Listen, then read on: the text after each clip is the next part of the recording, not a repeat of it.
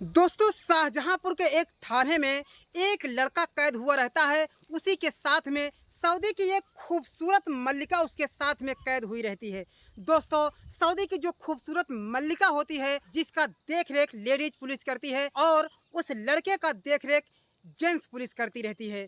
दोस्तों ऐसे में सऊदी का शेख अपनी फैमिली बैकग्राउंड के साथ में आता है और उस थाने को घेर लेता है। उसके बाद में वो चिल्ला करके कहता है कि मेरे सामने उस लड़के को हाजिर करो, नहीं तो बहुत ही ज़्यादा बुरा हो जाएगा। उसके बाद में उस लड़के को जंजीरों में जकड़े हुए रहते हैं और जब उस लड़के को सामने लाते हैं और उधर लेडीज पुलिस सऊदी की उस खूबसूरत मल्लिका को भी लाती है और शेख उन दोनों को देख करके बहुत ही ज़्यादा गुस्सा हो जाता है। उसके बाद में वो शेख पुलिस के कमर से उसके गन को निकालती है और कहती है कि इसे तुरंत ही खत्म कर दूंगा और हमेशा हमेशा के लिए खत्म कर दूंगा। उसके बाद में वो जो शेख होता है उसकी छोटी बेटी गाड़ी से निकल करके उस लड़के के सामने आती है और कहती है कि पिताजी यदि आपकी गोली चलेगी तो वो गोली सबसे पहले हमारे सीने को चीर करके जाएगी, उसके बाद में तब ये गोली इस लड़के को चीर करके जाएगी। उसके बाद में वो शेख चौंक जाता है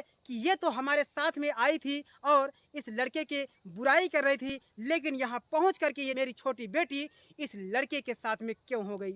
इधर उसकी बड़ी बहन जो कहती है कि ये कैसे हो गया, वो कहती है कि दीदी मैं भी इनसे प्यार करती हूँ। वो कहती है कि इनसे तो प्यार मैं करती हूँ, तुम कैसे प्यार करने लग गई। दोस्तों उसके बाद में वो कहती है कि जितना प्यार आप करती थी उतना ही प्यार मैं भी इनसे करती थी। दोस्तों बहुत ही अच्छी कहानी और बहुत ही दिलचस्प कहानी है, बहुत ही रोमांटिक कहानी है। लेकिन वीडियो में आगे बढ़ने से पहले आप लोगों से हाथ जोड़ करके करवत प्रार्थना है कि हमारे इस वीडियो को ज़्यादा से ज़्यादा लाइक करिए और चैनल को सब्सक्राइब करिए और एक प्यारा सा कमेंट करिए दोस्तों, जिससे हमारा हौसला बढ़ता रहे। लेकिन दोस्तों ध्यान रहे कि आप वीडियो देखने के बाद में लाइक करना भूल जाते हैं तो दोस्तों लाइक ज़रूर कीजिएगा। आपके एक लाइक से हमारा उत्साह भारी भरकम बढ़ता रहता है। तो दोस्तों देर न करते हुए अब मैं आपको अपनी कहानी की दिशा की ओर ले चलता हूँ। दोस्तों ये कहानी शाहजहांपुर की एक छोटे से गांव की है, जहां पर एक गरीब परिवार अपनी गरीबी बदहाली ज़िंदगी को जी रहा होता है। जहां पर एक बुजुर्ग होता है जिसका नाम राम नरेश होता है। दोस्तों राम नरेश के दो बेटे होते हैं, एक का नाम शेखर होता है और एक का नाम गुलाब होता है। दोस्तों शेखर और गुलाब की पढ़ाई के लिए उसका बाप बहुत ही ज़्यादा मेहनत करते रहता है, लेकिन वो इनकी पढ़ाई को भी ढंग से नहीं करा पाता है।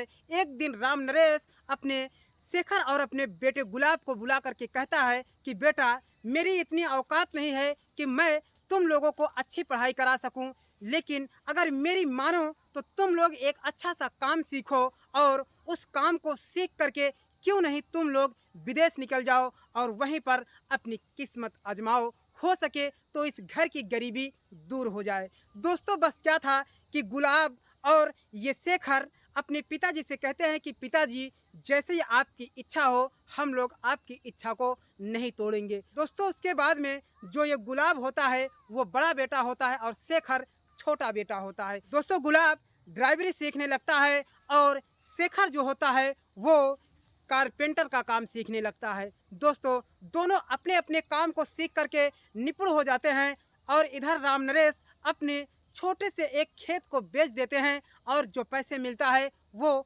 उन्हीं पैसे से इन दोनों को सऊदी भेज देते हैं। लेकिन इधर जो शेखर होता है वो सऊदी में कारपेंटर के काम में वर्क करने लगता है और ये जो गुलाब होता है सऊदी में जा करके एक हाउस ड्राइवर का काम करने लगता है। दोस्तों बस क्या था कि जब ये दोनों एक दूसरे से बात करते हैं तो कहते हैं कि भैया बहुत ही अच्छी तरह से ज़िंदगी चल रही है और काम धाम तो बहुत ही अच्छा चल रहा है और पैसे भी बहुत अच्छे मिल रहे हैं। दोनों खुशी खुशी अपने घर पर फ़ोन लगाते हैं, पिताजी भी खुश हो जाते हैं, पूरा परिवार खुशियों से उमड़ जाता है और ऐसे ही कुछ समय बीत जाता है। उसके बाद में ये जो गुलाब होता है, गुलाब एक मालिक की गाड़ी को चला रहा होता है, यानी कि सऊदी का एक बहुत ही बड़ा शेख होता है, उसकी गाड़ी को ये चलाते रहता है। यानी कि शेख को भी जहां आना जाना रहता है उसकी गाड़ी को ले करके वो शेख को बैठा करके उसे उसके बिजनेस के जगह पर छोड़ देता था और उसकी बेटी को उसके स्कूल में छोड़ देता था और उसकी माँ को उसके ऑफिस में छोड़ देता था।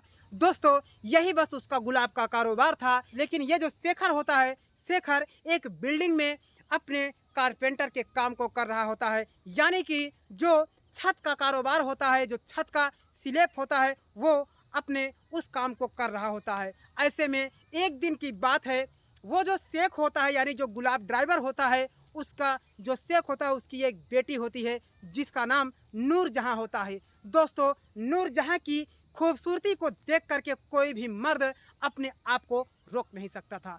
ये जो गुलाब होता है, गुलाब की संस्कार और ईमानदारी पर कोई भी शक नहीं कर सकता था। लेकिन एक दिन वो जो शेख होता है, शेख की बेटी जो नूरजहां होती है, नूरजहां अपने जैसे ही वो नकाब को हटाती है तो गुलाब उसके चेहरे को देख करके जैसे पागल हो जाता है। वो उसके चेहरे को देखता ही रहता है और उसके बाद में नूरजहां उसको देखती है तो वो गुस्से में देखती है। नूरजहां सोचती है कि हो सके पल भर के लिए ये देख रहा हो, उसके बाद में ये फिर ऐसी हरकत नहीं करेगा। यानी कि उसकी निगाहें काफ़ी समय तक नूरजहां की निगाहों से हटती ही नहीं थी, लेकिन नूरजहां क्रोध भरे नज़रों से उसे देखती रहती थी। उसके बाद में नूरजहां इस बात को किसी को नहीं बताती है, वो अंदर ही अंदर सहन कर ले जाती है। लेकिन एक दिन तो हद ही हो जाती है जब वो अपने बाथरूम में नहाने गई होती है और ये गुलाब उसकी खूबसूरती को देखने के लिए कायल हुआ रहता है, जैसे उसे उसकी खूबसूरती का नशा लग गया हो। उसके बाद में गुलाब बस क्या था कि उसके दीवार से कहीं थोड़े से छेद को देखा रहता है और उसी छेद से उस नूरजहां को देखते रहता है। उसकी पूरी बदन को वो देख रहा होता है और देख देख करके खुश हो रहा होता है। लेकिन वो जो नूरजहां होती है, नूरजहां की निगाहें गुलाब को भी देख लेती है। उसके बाद में जब नूरजहां नहा करके बाहर आती है तो वो गुस्से में लाल पीली हुई रहती है और उसे बुला करके कहती है कि तुम बाहर से क्या देख रहे थे। उसके बाद में गुलाब कहता है कि मालकिन, मैंने तो कुछ भी नहीं देखा है। लेकिन जब शेख आता है तो वो अपने बाप से कहती है कि पिताजी, ये लड़का मुझे बहुत ही बुरी नज़रों से देखता है और ये गंदी नीयतों से देखता है। उसके बाद में शेख उसे बहुत ही ज़्यादा मारने लगता है और कहता है कि तुम्हारी मजाल कैसे हुई कि जो तुम मेरी बेटी को इस तरह से देख रहे थे। दोस्तों, धिक्कार है ऐसे देश को जहां पर लोगों को एक क्षण के लिए देखना भी बुरा बात है। हमारे हिंदुस्तान में किसी भी लड़की को या भी किसी शख्स को, किसी महिला को अगर आप अपनी आंखों से देख लेते हैं तो कुछ भी दिक्कत नहीं होगा। लेकिन सऊदी का जो कानून है, ऐसे कानून को धिक्कार है। वहाँ अरबी लड़कियों को देखना भी पाप होता है। उसके बाद में वो उसके कानून के तहत वो अंदर ही अंदर उस लड़के की जान ले लेते हैं। उधर जब उसके भाई शेखर को पता चलता है कि हमारे भाई की जान चली गई, हमारा भाई इस दुनिया में नहीं है, तो वो बहुत ही ज़्यादा रोने लगता है। उसके बाद में वो सऊदी में बने भारत राजदूतावास यानी कि इंडियन एम्बेसी में जाता है। वहाँ पर कंप्लेन दर्ज कराता है तो उसकी कंप्लेन को दर्ज किया जाता है। उसके बाद में सबसे पहले इंडियन एम्बेसी यानी कि भारत का जो राजदूतावास होता है, वो राजदूतावास सबसे पहले उस शेख को हिरासत में लेता है। उसके बाद में पता चलता है कि ये जो लड़का उसके घर में ड्राइवरी का काम कर रहा था, उसकी नीयत ठीक नहीं थी। बाद में ये जो राजदूतावास होता है, उसकी पकड़ ढीली हो जाती है। वो उसके भाई से कहती है कि देखो, आपका भाई थोड़ा गलत काम कर गया था। उसके बाद में वो लड़का बहुत ही ज़्यादा रोने लगता है और उसके बाद में राजदूतावास कहता है कि मैं इतना ही काम कर सकता हूँ कि मैं तुम्हारे भाई की लाश को इंडिया भिजवा सकता हूँ। वो बस क्या था कि राजदूतावास तुरंत ही एक्शन लेता है। उसके बाद वो कहता है कि कम से कम वो जो शख्स है उसकी लाश को बर्फ़ में एक ताबूत में रखा जाए जिससे उसकी लाश बरकरार बनी रहे। उसके बाद में उसकी लाश को ताबूत में रखवा दिया जाता है। लेकिन शेख क्या सोचता है कि इसे हमेशा हमेशा के लिए सऊदी की धरती में दफन कर देना चाहिए। वो जो राजदूतावास होता है वो अपना एक अलग सरकार चलाता है। वो उस लाश को कैसे भी करके एक बर्फ़ में एक ताबूत में रखवा देता है और इंडिया भिजवाने के फिराक में लगा रहता है। दोस्तों, ऐसे ही कई महीने बीत जाते हैं, यानी कि कम से कम 5 से 6 महीने बीत जाते हैं। उसके बाद में उसका भाई बहुत ही ज़्यादा रोता रहता है। जब ये खबर उसके पिताजी राम नरेश सुनते हैं तो राम नरेश के जैसे पैरों तले ज़मीन खसक जाती है, जैसे उसके शरीर में जान ही नहीं है, जैसे वो लगता है कि अब इस दुनिया में बेजान पड़ा है। दोस्तों उसके बाद में 6 महीने के बाद में जब उसके भाई की लाश मिलती है तो लाश को जब खोला जाता है तो लाश बर्फ़ में रखे रखे तरोताज़ा रहती है और उसका जो बर्फ़ होता है वो हर दिन प्रतिदिन बदला जा रहा होता है, जिससे उसकी लाश में कोई भी इफ़ेक्ट और कोई भी फ़र्क नहीं पड़ा होता है। उसके बाद में उस ताबूत को एक एयरपोर्ट में रखवा दिया जाता है और उसे हिंदुस्तान के मुल्क में यानी कि शाहजहाँपुर को भिजवा दिया जाता है। दोस्तों उसके बाद में उसका भाई शेखर अपने भाई की लाश को लेकर जब शाहजहाँपुर आता है तो शाहजहाँपुर का वो जो छोटा सा गांव होता है वो बहुत ही ज़्यादा भीड़ मची हुई होती है और उसका बाप राम नरेश उस ताबूत पर गिर जाता है। दोस्तों आंखों में आंसू आ जाता है और सऊदी के नाम पर वो लोग सऊदी को धिक्कारते हुए, सऊदी को कोसते हुए सभी लोग रो रहे होते हैं और कहते हैं कि कभी भी अपने अपने बच्चे को सऊदी नहीं भेजा जाए।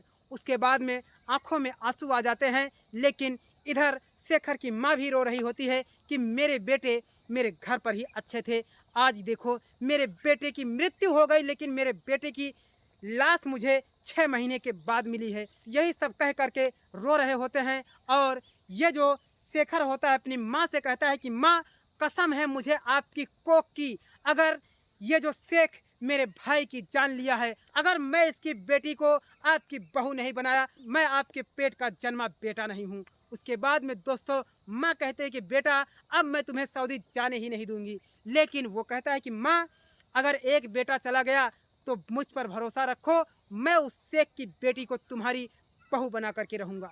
दोस्तों बस क्या था कि शेखर अपने गांव समेत, अपने घर, अपने परिवार समेत अपने भाई की लाश को ले जा कर के दाह संस्कार कर देता है। उसी दिन से वो कसम खाता है कि आज से मैं ड्राइवरी भी सीखूंगा। वो ड्राइवरी सीख करके नेपाल में ड्राइवरी करने लगता है और नेपाल जा करके वो नेपाल का रहवासी बनना चाहता है। दोस्तों सोचने की बात यह है कि वो अपनी माँ से कसम खाता है तो नेपाल क्यों जाता है, क्योंकि वो नेपाल रह करके वो नेपाली बनकर जाना चाहता है, इसलिए कि उन लोगों को इस बात का जरा भी अंदाज़ा ना हो कि ये इंडियन आदमी है और ये उसी का भाई है।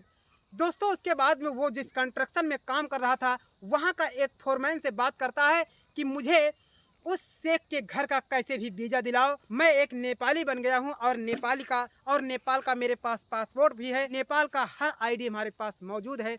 उसके बाद में उसके कंस्ट्रक्शन का जो फोरमैन होता है वो उस शेख से बात करता है, यानी कि उसका अच्छा खासा पकड़ होता है। वो कहता है कि आपको एक हाउस ड्राइवर की ज़रूरत है, वीज़ा दीजिए और मैं एक हाउस ड्राइवर आपको दूंगा। उसके बाद में वो शेख कहता है कि मुझे इंडियन लड़का नहीं, मुझे किसी दूसरे मुल्क का लड़का चाहिए। उसके बाद में वो फोरमैन कहता है, यानी कि जो शेख का पहचान का जो आदमी होता है वो कहता है कि वो एक नेपाल का लड़का है जो कि अच्छा खासा ड्राइवर है और अगर आप चाहें तो मैं उस नेपाली को आपके घर पर ला सकता हूँ। बस क्या था कि शेख उसे वीज़ा देता है और नेपाल के लिए वो वीज़ा ट्रांसफ़र कर देता है।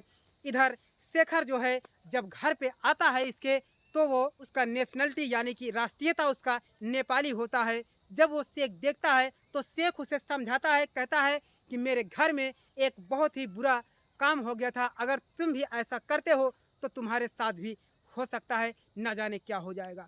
उसके बाद में वो जो शेखर होता है, शेखर एक नेपाली के रूप में होता है और वो अपने चेहरे पर एक रुमाल लगा करके रखता है ताकि उसके चेहरे को कोई भी ना देख सके। ऐसे में दोस्तों उसकी जो बड़ी बेटी होती है यानी कि जिसका हाथ था गुलाब को ख़त्म करने का, वो कहती है कि तुम अपने चेहरे को बांध करके क्यों रखते हो। शेखर कहता है कि तुम क्यों अपने चेहरे पर नकाब लगाती हो। उसके बाद में शेखर कहता है कि तुम अपने चेहरे पर नकाब बांधो, मैं भी अपने चेहरे पर नकाब लगाना चाहता हूँ।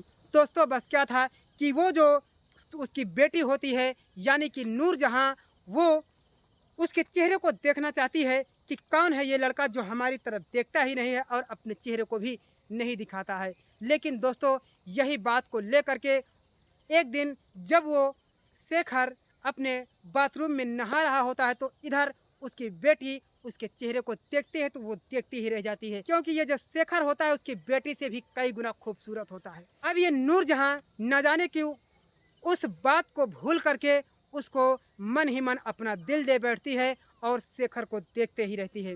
एक दिन की बात है, शेखर को वो पकड़ लेती है और कहती है कि शेखर, मैं तुमसे प्यार करना चाहती हूँ, मैं तुमसे प्यार करती हूँ। उसके बाद में शेखर कहता है कि ये कैसे हो सकता है, आपके पिताजी मुझे पहुँचते ही इस बात का चेतावनी दिया था कि अगर मैं ऐसा कुछ करता हूँ तो बहुत ही बुरा अंजाम हो जाएगा। उसके बाद में वो कहते हैं कि मुझे आपकी खूबसूरती पसंद आ गई है, क्योंकि मुझे एक नेपाली लड़के से प्यार हो गया है और मैं आपके नेपाल में घूमना चाहती हूँ। दोस्तों, इधर शेखर जो होता है, शेखर इतना ज़्यादा उसके परिवार में घुल मिल जाता है कि वो कोई भी कुछ भी कहता, उसके परिवार को कुछ भी बुरा नहीं लगता था। ऐसे में वो जो नूरजहां होती है, नूरजहां भी शेखर के बारे में जब भी कोई बात करती तो उस शेख को भी बुरा नहीं लगता है। यानी कि वो एक फैमिली बैकग्राउंड में जुड़ जाता है जिससे उसके परिवार को कुछ भी बुरा नहीं लगता है। लेकिन इधर उसकी छोटी बेटी जो बेनज़ीर होती है, बेनज़ीर भी उसके शेखर से प्यार करने लगती है। लेकिन वो शेखर जो होता है उसे पता नहीं होता है कि बेनज़ीर भी हमसे प्यार कर रही है। दोस्तों, इधर बस क्या था कि एक दिन की बात है, जब शेखर की छुट्टी होने वाली होती है तो उसकी बेटी जो नूरजहां होते हैं, नूरजहां कहती है कि शेख से कि पिताजी, मैं इसके गांव घूमना चाहती हूँ। बस क्या था कि शेख उसे टूर का वीज़ा निकलवाता है और उसके साथ में भेज देता है। दोस्तों, जब उसे नेपाल में भेज देता है तो शेखर नेपाल से डायरेक्ट इंडिया आता है। तो नूरजहां कहती है कि ये क्या हो गया, आप इंडिया क्यों जा रहे हैं? तो वो कहता है कि मेरा फैमिली बैकग्राउंड इंडिया में भी रहता है, तो मैं आपको इंडिया भी घुमाना चाहता हूँ। लेकिन नूरजहां खुश हो जाती है कि कहती है कि मुझे इंडिया भी घूमना है, चलो कोई बात नहीं, मैं इंडिया भी घूमूंगी। उसके बाद में अब जब इंडिया पहुँचती है तो उसी दिन वो नूरजहां कहती है कि मैं अब सऊदी नहीं जाना चाहती हूँ, क्योंकि जो इंडिया का कल्चर है, जो इंडिया का रहन सहन, जो इंडिया का संस्कार होता है, वो उसी संस्कार में पल जाती है और उसे बहुत ही अच्छा लगने लगता है। और नूरजहां कहती है कि देखो शेखर, अब मैं तुमसे शादी करना चाहती हूँ और हमेशा हमेशा मैं इंडिया में ही रहना चाहती हूँ। दोस्तों, बस क्या था कि वो वहाँ के रीति रिवाज के मुताबिक वो उस लड़की से शादी कर लेता है। जब उसका टूर का वीज़ा ख़त्म होने वाला होता है तो शेख फ़ोन करता है कि बेटी, अब तुम अपने मुल्क चली जाओ। उसके बाद में बेटी कहती है कि मैं अब मुल्क नहीं आऊँगी, क्योंकि मैं शेखर से प्यार करती हूँ। उसके बाद में शेख बहुत ही ज़्यादा गुस्सा हो जाता है। वो सोचता है कि मुझे जिस बात का डर था वही हो गया, मैं इसे अपना बेटा समझ करके अपने परिवार में इसे प्यार दिया और ये मेरी बेटी को घुमाने ले गया और मेरी बेटी के साथ में शादी रचा लिया। अब उसके बाद में शेख भी यहाँ से इंडिया के लिए फ़्लाइट पकड़ता है और वो अपनी बेटी समेत, अपनी बीवी समेत जब इंडिया पहुँचता है, और इधर इसके बाद में शेख इंडिया पहुँच करके कंप्लेन दर्ज कर देता है। और वो जब कंप्लेन थाने में दर्ज हो जाता है तो शेखर को पुलिस जा कर के पकड़ लेती है और उसके बाद में शेखर को पकड़ने के बाद में उसकी जो बीवी यानी कि नूरजहां को भी उसी थाने में बंद कर देती है। पुलिस भी नाज करती है कि नाज है शेखर तुम्हारे जैसे वीर पुरुष को, जिसने सऊदी से ला करके एक लड़की को, सऊदियन लड़की को ला करके, अरबियन लड़की को ला करके तुम शादी कर लिए, और उसके बाद में कानून के मुताबिक पुलिस कहता है कि तुम्हें थाने में रहना होगा। जब शेख आता है तो वो थाने को घेर लेता है। उसके बाद में पुलिस के कमर से गन निकाल लेता है और कहता है कि इन्हें मैं ख़त्म कर देना चाहता हूँ। उसके बाद में शेख की जो छोटी बेटी होती है बेनज़ीर, उसके बाद में बेनज़ीर उसके शेखर के सामने आती है, शेखर के सीने के सामने आकर रुक जाती है और कहती है कि पिताजी, आपकी पहली गोली चलेगी तो मेरे सीने को पार करके जाएगी, तब जाकर के शेखर के सीने को पार करेगी। उसके बाद में वो जो नूरजहां होती है वो कहती है अपनी बेनज़ीर बहन से कि ये क्या, तुम ये क्या कर रही हो। उसके बाद में बेनज़ीर कहती है कि तुम्हें नहीं पता है, तुम जितना शेखर से प्यार करती हो उससे कई गुना ज़्यादा शेखर से मैं भी प्यार करती हूँ। उसके बाद में शेखर की माँ भी देख रही होती है इस बात को, शेखर के पिताजी भी देख रही होती है। तब जाकर के शेखर चिल्ला चिल्ला करके कहता है कि मेरा भाई गुलाब जो आपके घर पे हाउस ड्राइवर का काम कर रहा था, ज़रा सोचो मेरे भाई की क्या गलती थी बस यही गलती थी कि आपकी बेटी को थोड़ा निगाहों से देख लिया, उसके बाद में आपने हमारे भाई को ख़त्म कर दिया। उसी दिन मैंने कसम खाया था कि जिस दिन मैंने आपकी बेटी को अपने प्रेम जाल में फंसा करके इंडिया नहीं लाया तो मैं अपने माँ के तो मैं अपने बाप का बेटा नहीं। उसके बाद में पुलिस भी तालियां बजाने लगती है और इधर शेख जो होता है उसके कॉलर को पकड़ लेता है और कहता है कि तेरी ये मजाल, मैं तुझे सऊदी में ले जाकर के मारूंगा। पुलिस उस शेख को डांट करके बगल कर देती है और कहती है कि ये तुम्हारा सऊदी नहीं है और ये तुम्हारा यहाँ सरकार नहीं चलेगा। अगर तुम्हारी बेटी कहती है कि मैं इससे प्रेम नहीं करती तो मैं इसे सऊदी भेज सकता हूँ। अगर तुम्हारी बेटी इस लड़के से प्यार करने के लिए मंजूरी देती है, कबूल करती है, तो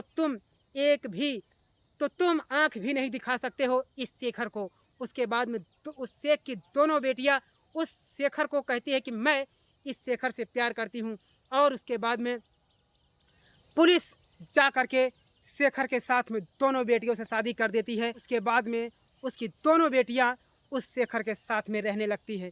लेकिन इधर शेखर की माँ बहुत ही खुश हो जाती है कि हमारा बड़ा बेटा इन्हीं को देख करके मारा गया था। लेकिन नाज है हमारे बेटे शेखर को, जिसने अपनी चाल से इस शेख की बेटी को प्रेम जाल में फंसा करके हमारी बहू बना लिया। तब जाकर के शेख को पता चलता है कि इसी का ही भाई था जो हमारी बेटी को बुरी नियतों से देख रहा था और इसी का भाई था जिसे मैं जान से मार दिया था। उसके बाद में शेख को उल्टे कदमों अपने सऊदी अरब में जाना पड़ता है और हमेशा हमेशा के लिए अपनी बेटियों को भूलना पड़ता है। तो दोस्तों ये थी हमारी कहानी।